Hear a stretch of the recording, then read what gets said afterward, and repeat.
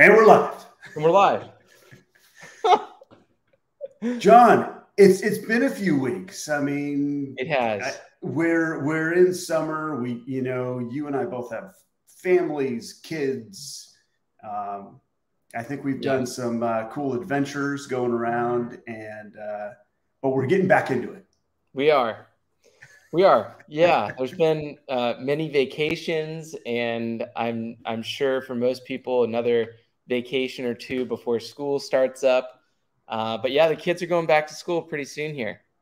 Yeah. So ours are back in. We're heading into middle school next week. Wow. Tuesday, middle school. I can't believe it. I mean, well, I know they're the right age for it, but I still can't believe it on how fast it's come. Yeah. So, well, two 12-year-olds in 7th grade over in Deganio, over in Encinitas. I know it's going to be nuts. Yeah, it will be. Good for them. They get to do it together, right? So, well, we say good for them all the time because there's no other option. Touché.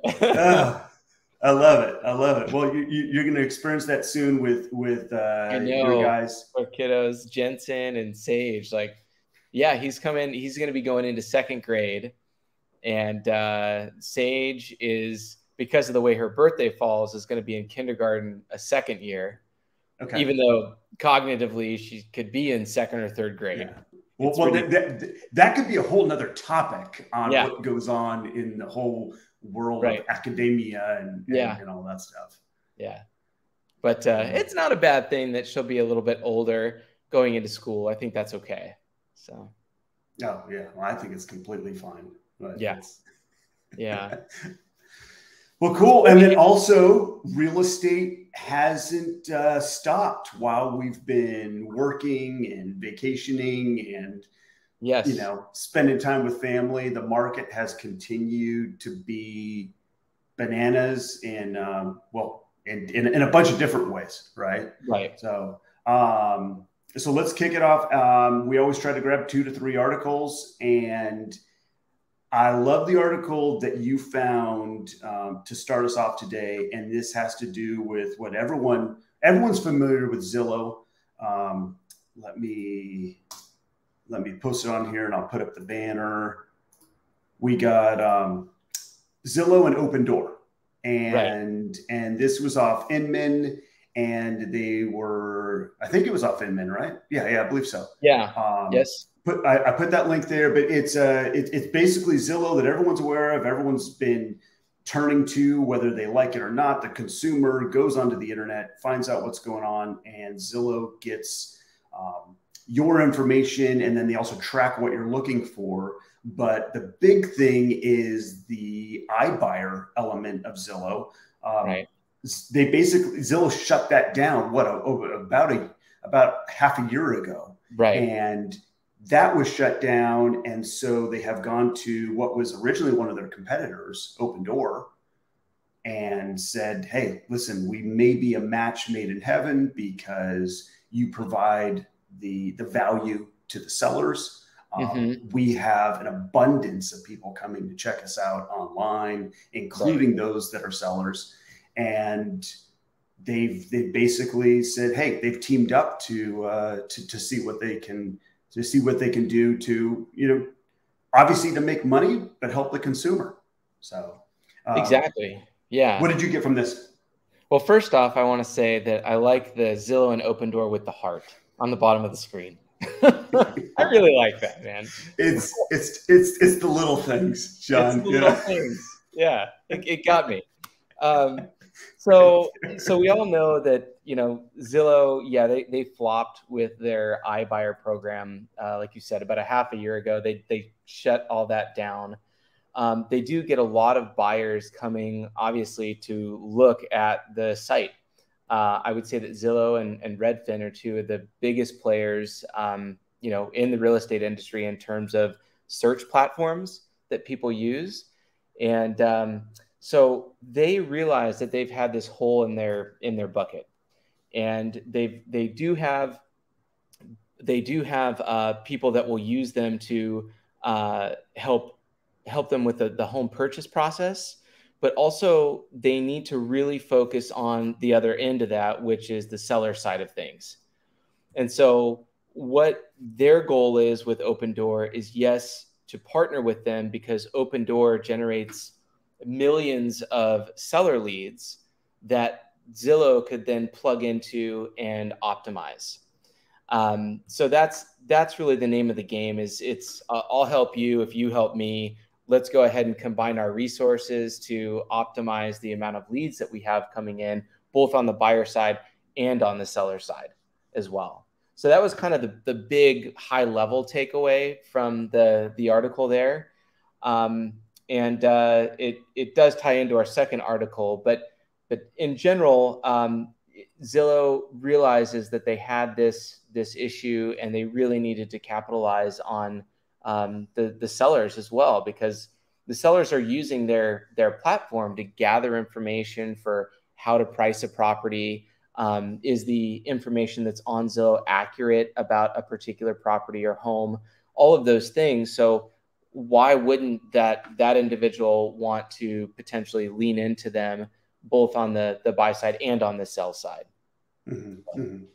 And in my interpretation of all this, I agree with you there, and I think it makes sense. Yeah, I think it makes absolute sense for those that rely on an algorithm that Zillow provides and a that type of tech.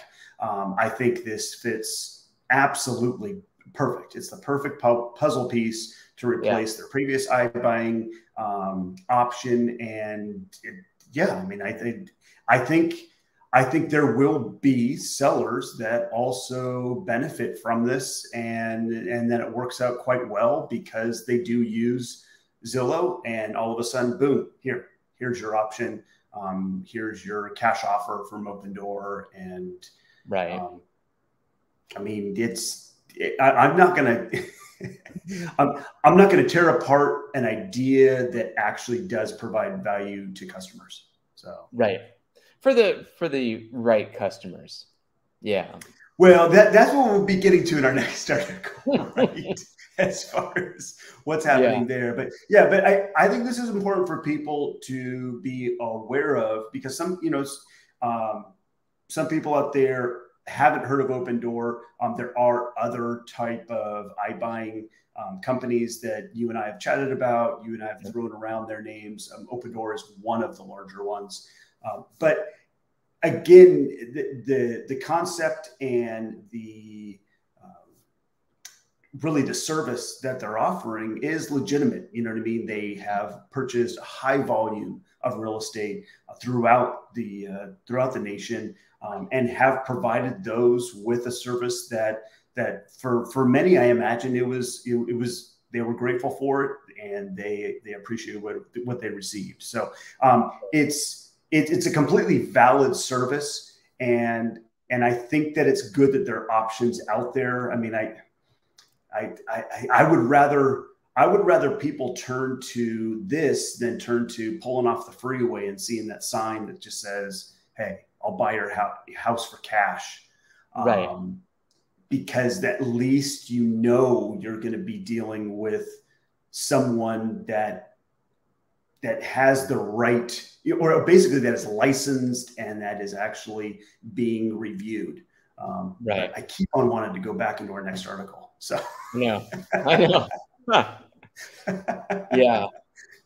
Isn't that the truth? So, I shared this story before, and it kind of ties into the next article, but a gal up the street, I went and knocked on her door, had a very brief conversation with her. And she said that she just sold her house. Literally, she signed paperwork hours before I was there. And this was an iBuyer type setup scenario. She really didn't know what exactly she had signed. Mm-hmm. And she ended up selling her property for, in my opinion, likely $200,000 below what it could have sold for on the open market, purely based on location. Yeah. So, John, let's not hesitate anymore. Let's just jump into the next one. I mean, because that was the perfect segue. Yeah. So I probably should have added other emojis like dollar signs and handcuffs and all that stuff. Yes. Yes. Well, apparently they were fined millions, right, for misleading customers. Yeah. What article was that? Okay, so I stumbled upon it when I was on YouTube, because YouTube algorithms see that, like, hey, Jeremiah, we know that you're a real estate geek and you're always looking at real estate news. So here's news about that. But it was like a Fox News network, I think over in Texas or something like that, that was doing a story on their evening news. But I did follow through, and I just copied and pasted the FTC basically headline for, that the government put out about this. Mm-hmm. So, I mean, it's absolutely legitimate. And yeah, I mean, they're scrutinizing, and they're being the watchdog that they should for people that are licensed, just like Opendoor, and analyzing and scrutinizing what's going on and listening to the consumer. Right. I thought your example that you were talking about over in Carlsbad is the perfect example of what I think is going on here. Right. Exactly. So I think what's happening for a large number of people is they are enticed by the Opendoor, or, you plug the name in, the iBuyer program and those companies, because in their mind, as the consumer, they don't have to have people through their home. In their mind, they don't really have to make any changes to the house or updates necessarily, even though that's not true entirely. And they believe it's going to be a smooth, seamless transaction. And at the end of the day, they're going to get a good price for their house. Now, in certain cases, I bet that's justified, and that works. And the end consumer does get a reasonable price for the house, and they're happy. They're content with that. In many cases, if you were to put your home on the market with someone who knows what they're doing, like Jeremiah, for example, and you put your home on the market, it's set up properly, maybe it's staged, you have professional photography, you're doing things that we know are going to get you more money for your house, you're going to make a lot more. And in our marketplaces, Encinitas, Carlsbad, North County, San Diego in general, when I say a lot more, it could be 100,000, it could be 200,000. It's real money. So the folks who use these iBuying platforms, I know that a big part of it is ease of use. And again, maybe privacy, and I just don't want to deal with it, so you just take care of it. But there is a very high price to pay for that. And so the Federal Trade Commission has come down on Opendoor, stating that they have misled their customers into thinking that they're giving them the very top dollar they can get, and that they're taking great care of them. And again, blanketly, that I don't think that that's fair, but I know in certain circumstances that absolutely people are getting taken advantage of. So what do you think? Well, I agree with everything you're saying. And you even did, you laid out the fact that it is a service that provides ease of use. It's not publicized. There are advantages. I think one thing that I would point out that is key to this situation with Opendoor is I talked about getting off the freeway, and I know I see them, and maybe I just see them because we're in the industry and I'm always paying attention to them. But, you see the signs on the side of the off ramps saying, I'll buy your house for cash. Whether that is someone that is licensed or not, you have an idea that you may be dealing with an individual rather than someone that is licensed and that is responsible for looking out for their client. And that's where I feel like the Opendoor when people turn to a company that they know not only knows what they're doing, but that is also licensed individuals in this trade. It's like if you go to an investor that's going to help you, a financial advisor that's going to connect you with someone that's going to help you buy stocks, or you know that they're licensed and they're professionals in what they do. And you listen to their guidance more because of the license that they hold. Right. And that's where I see Opendoor kind of taking advantage of the fact that not all consumers go and check with 2, 3, 4 other people. Yeah. They're just listening to someone that they believe is proficient and that is looking out for their best interests. Right. And it's a bait and switch because they're not providing that service. They're providing the, hey, how much can I just get this home for, and then turn it around, as in the example in the link that I previously gave you there, where they're turning around and flipping it for a profit because they were able to not provide that value to the client. Yeah. They basically just get a deal and then just flip it. Yeah. And even in a market that we're in now that is changing, the consumer doesn't know that.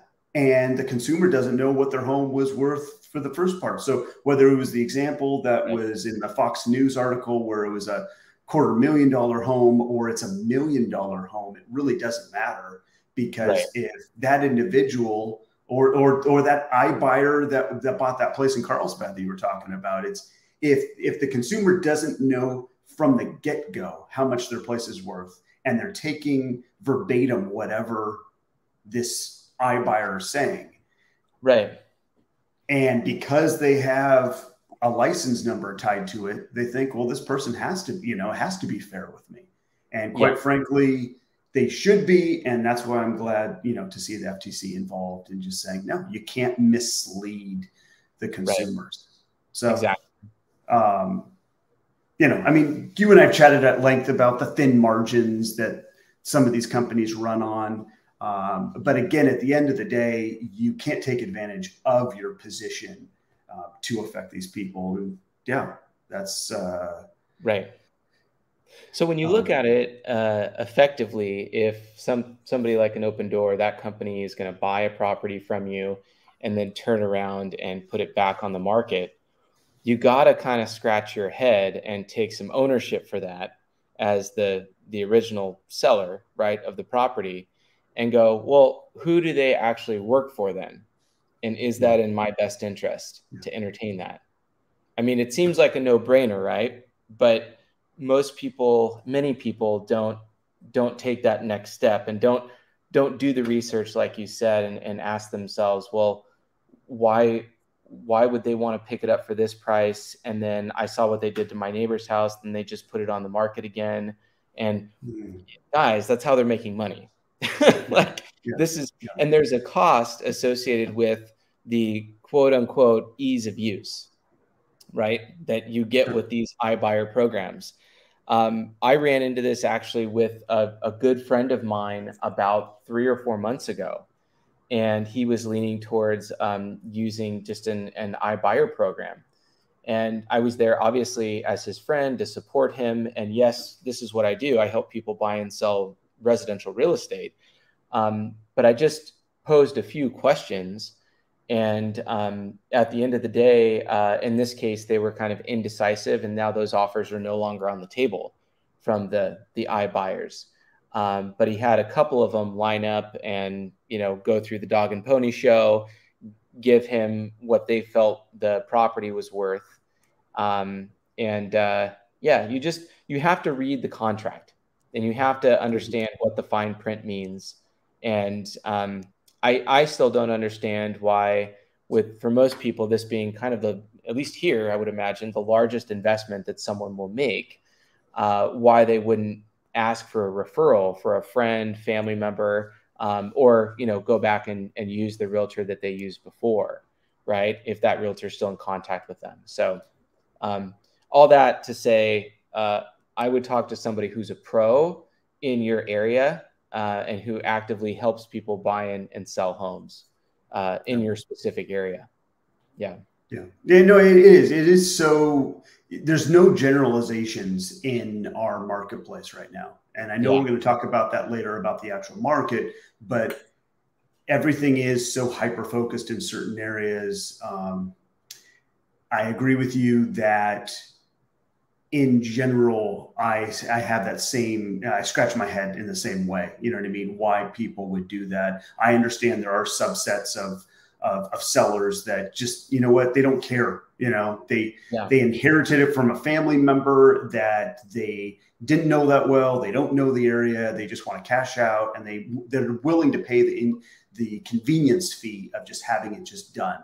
But it's with an ever-changing market. And I know you and I have chatted about before, back when I think one of the things that got Zillow in trouble was maybe they were paying too much for homes as iBuyers. Yep. And then all of a sudden they're just going, okay, now we don't even have a profit, or we're constantly taking this loss. The market has changed just a little bit, and then all of a sudden now we're upside down because of what we're doing. But not every, as you and I both know, John, not every consumer is paying attention to that in hopes that they're actually making more money, nor are they paying attention to the fact that these are for-profit companies, and they're they give the illusion that they should have that they should have your best interest in mind, but it is truly theirs at the end of the day, especially with the investors that they have to answer to. So it's really tricky, and I just suggest to everyone like you to reach out to those people, to at the minimum at least chat with a couple people before you're selling. Right now, turning to iBuyers, which I would never tell anyone not to go to, because you want to know all of your options. Right. But talk with someone that's actually working in your area, because, like you said, in our market, it's not just a couple $100. It's not even a couple $1,000. No. So you're jeopardizing a lot. Yeah. Well, let's jump into what's happening locally with us. I mean, is the market crashing or what? Huh? Yeah, sell before the crash. That's our next headline out of Yahoo News in their finance division. Should I sell my house now before prices crash, or wait for the big real estate boom? I didn't quite understand that big real estate boom. I mean, if we didn't just come out of a boom, when was that going to take place? Right, exactly. But I felt like this article was so general, and I'll put a link right here, that I had a hard time applying it to ours here in San Diego, because I felt like, again, it was so general. But I'm not seeing any massive crash here anytime soon. I want to hear your take, John, but I mean, from what I'm seeing, and I've had this conversation with multiple clients over the last couple of weeks and about a month and a half of, here's the news, folks. You can't sell your home for $250,000 more than your neighbor just sold for. I mean, that's that's, I mean, everyone just was shooting for the moon. And some people were even getting it, 6 months ago. But no, the market hasn't crumbled, but you're no longer going to set a new record in your neighborhood just because you want to sell your place. That's right. Yeah. What at least I've seen in our neighborhood is some folks trying to get what their neighbor got 5-6 months ago. And the marketplace is not the same. 5 or 6 months ago, you would go on, let's say on a Thursday, have an open house over the weekend, and then by Monday be reviewing 10, 15 offers on a home. And now our our timeline to sell, our days on market is closer to 3 weeks. Now the offers that are being accepted are still strong offers, and the price points are still strong price points. The sellers are starting to make some concessions. So I've seen sellers that are extending credits to people at the close of escrow, sellers that are even buying down the rate of the loan, so buying points on the buyer's loan to get that lower to help them make that monthly payment, things like that. So being creative. But in terms of the actual sales price, they're still robust. These are still strong price points. And I think that the properties, like always, that are priced just below where you feel that the market is are the ones that actually sell for more, because you attract more attention that way, and ultimately get more people going, wow, this is a great property for that price, and get more engagement on that. So a crash, again, I haven't seen it yet. Now, God forbid there's some war on a global scale, a true world war. There's famine, disease, you name it. Like, all that stuff is out of our control. We cannot control that. But the areas, at least where we live in, Jeremiah, are incredibly desirable areas. And for as many people as are leaving the state of California, we've got a lot of people that are coming here specifically to coastal North County, San Diego. So the demand is there. And I'm not seeing a huge flood in inventory either. You know, I'm not. It's not in our immediate surrounding area. So I don't think, based on what I'm seeing, that we're going to see any sort of severe crash. But we may see more of an adjustment as we go into the holidays. But before that, I think personally that real estate is going to pick up, because people are back from vacation. The kids are back in school. They can kind of collect themselves. And if they're going to make a move before the end of the year, it's going to be in September, October, maybe beginning of November. And so I believe we're going to get this uptick in activity. So in terms of sellers, if you are looking to sell a piece of property, I still think it's a wonderful time to sell a home. And on the buy side, I think that there's opportunities out there, and you're not competing with nearly as many people as you were 5 or 6 months ago. I mean, that was just insane. So I have kind of a positive outlook on things, and I mean, I could be wrong, but in general, I think that whether you're selling or buying right now, it's a good time. If you know where you want to live, I would dissect that area and do everything you could to secure a piece of property there. So yeah, I think those are good tactics, well, especially on pricing the homes and not trying to get too crazy on there, you know, and trying to draw as much attention as possible.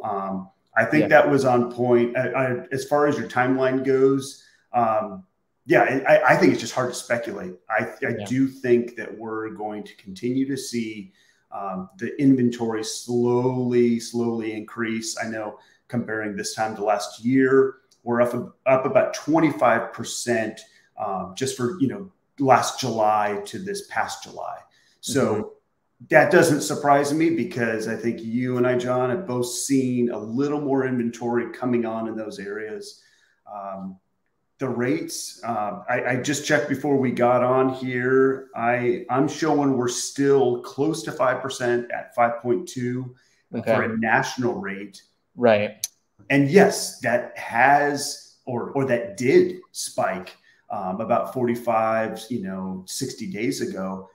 Right. But it's kind of started to level off a little bit, you know. I mean, it hasn't plummeted back down to just the extremely low rates as before. But for a lot of the buyers that were pumping the brakes in June and in part of July, I think those that are serious, that are coming back, they're back in the game. I think the sellers that are actually serious about selling those homes, I'm not talking about the folks, as I alluded to before, that are just trying to make an extra $250,000 off what their neighbor down the street went for. But if they're serious about selling a place, yes, here's the reality, folks. You know, you price it right, you're still not going to have that line of people down the sidewalk on your first open house, but you're going to get that half dozen, maybe 3 couples or families that are coming in that are going to be very serious about buying your property if it's positioned well, if it's priced correctly, and you can take advantage of that right now. As a, you know, I mean, we're talking micro at this point when you and I talk about our neighborhoods, but altogether, San Diego County in general, I just don't have as great a concern about our market because we are here in Southern California. Because we've seen a tremendous amount of appreciation, but I look at areas, and we've talked about this on other episodes, John, you know, in Texas, in Idaho, in other parts of the country where it's absurd appreciation. And that, you know, we need to have another guest on this show just to hear about what are they going through, because a slight adjustment here in San Diego where we're going, no, you know, it's August. So it turns out you can only sell your home for what the neighbors were selling for in February or March. You know, how is that in Boise right now? You know, I mean, what are they selling for what it was in February or March, or is it, you know, has it come down? So it's going to be region specific, state specific. And then obviously you and I always, you know, tell people everything is neighborhood specific after you zero in on what you're looking at. So, yeah, I think it's going to take a little longer for it to heat up. I know you were forecasting the fall. I'm thinking probably actually into the holidays. I feel like we've been in such a delayed reaction to the market for so long since the pandemic started that I think it's going to be delayed even into the holidays, which is, I know, well, 2 years ago, I would have said is always a slow time. And then you and I have seen where the holidays now doesn't matter. Nothing matters. So I could see November and December and into January being, you know, being almost back to quote unquote normal, you know, whatever we're considering that to be, where we're just in a neutral market where, yes, you're getting credits. Sellers are conceding to credits, conceding to some repairs, but they're also getting the value that the property is worth. And they're not having to give away the farm, and buyers aren't having to give away their firstborn, you know, to win a bidding war. So true. That's just what you and I think, right? Yeah, those are exactly like those are our thoughts. I still have friends that are, you know, they've been on the fence for years and they're waiting for everything to collapse. You know, I hope that doesn't happen. But this definitely is not the same. This isn't the same story that we saw back in 2007, 2008. This is much different than that. So I don't know. I think that real estate is a lot like watching a pot boil, right? I mean, it's a long-term play, and you just got to leave it alone. You know, acquire it, leave it alone, and it's a long-term play. And so it always goes back to why someone's buying the property. Because let's say that somebody buys a property today in a wonderful neighborhood and a, you know, fabulous school system, and then the market, you know, it dips 20%. Okay, maybe they'll be upset about that, but they're still in a wonderful place. Their kids go to a wonderful school, and they're not planning on moving anytime soon. You know, maybe after the kids are graduated from high school, we'll move. And who cares? You know, it's like, it's, what do they say? It's like the best time to buy real estate was yesterday. I actually believe that. And the best time to plant a fruit tree was 20 years ago. Exactly. Yeah. So. I mean, listen, for those that just say real estate is a super vulnerable, scary investment, vehicle right now. If you're flipping homes, absolutely. For sure. Absolutely. I don't care if it's Florida, Texas, Idaho, even here in Southern California. No, I don't want any part of that right now for flipping. Right. But if you're looking long term, I think the story is completely different. John, I think you said it best. It's not the short term what's going to happen. It's the long term. So I think that makes complete sense. The other thing that I know you and I chat about even, off air a lot are the rental rates. Yeah. And you and I both know those have not come down. No. Those are continuing every time people have lease renewals. Those rates are going up. I'm seeing that on short-term rentals, Airbnbs, VRBOs, and all that stuff. I mean, that's not going anywhere. And there's a lot of money. I mean, again, we can only talk about our market, but there's a lot of money coming in from Northern California, from folks coming into these short-term rentals from out of state. They're willing to pay the money. And I'm waiting for signs of little red flags to say I'm concerned about San Diego. And as of yet, I just haven't seen it. Right. Yeah, I think that landlords in particular are just going to pass their rising costs onto the tenant. Why wouldn't they? So that's what they're going to do. We have, to your point, Jeremiah, so many people that want to live here that people will pay up to a certain point that elevated rent. And I mean, I also believe that we have a lot of rentals here in San Diego County that are technically undervalued at the moment. And that, the landlords have been either getting ready to kick the tenant out to sell the home, which they've been doing over the past couple of years. Or they're going to, when the renewal comes up, the lease is going to be raised $400, $500, $600. Like that's not uncommon right now. So that's pretty scary from the tenant perspective. And again, it goes back to, well, what's one of the best investments you can make? If you can do it, it's real estate. It's a home. And in these times right now, it's having a fixed expense as opposed to an expense that can vary wildly. So really, really big advantage for people that own property, especially right now. And I got to believe that as time goes on over the decades, it's only going to be more and more important for people to actually own their home.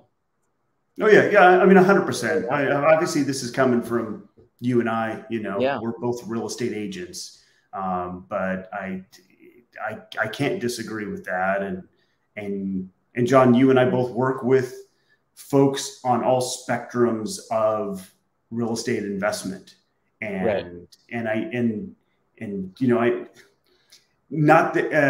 care about all of our clients completely the same, but for those that we have that are sitting on $1 million plus of equity, I'm not as concerned about their decisions.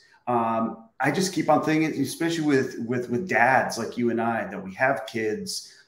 We'll see millennials, we'll see different younger generations that are sitting on the sidelines and renting, or are getting their first place and or questioning, should I get my first place and get into it? And that's what, that's what either it breaks my heart, or I love helping people succeed there, because it's you're planning for the long run. And it's interesting to hear. I remember when even in 08 and 09 and everything was crashing and all that stuff was going down, to hear the perspective of the younger generation saying, yeah, well, you know what, but I need a place to live and I'm here for the long run. Right. And I'm not being scared off because I know that I'm here for the long run. So that's right. Yeah. I mean, personally, I remember how scary it was to buy a property, that first property. Super scared. Had come from renting, and now all of a sudden, geez, I'm responsible for a mortgage and everything that comes with that, right? So it's scary, but obviously when you take the leap and make it work, it's it's life-changing, and then you go from there. But the sooner you can get in, generally, the much better off you'll be. No. So. No. All right, I think that's a good way to wrap it up, because I agree with that. All right, John. Well, hey, we're going to be back at this. Kids are getting slowly getting back into school, so we'll either be jumping back onto these weekly broadcasts, or definitely committing back into every other week. And look forward to keeping an eye on the market and sharing it with everyone that wants to hear about it. So definitely, yeah. Thanks, Jeremiah. All right, my man. Talk soon. Look forward to chatting soon. See you, John. Bye.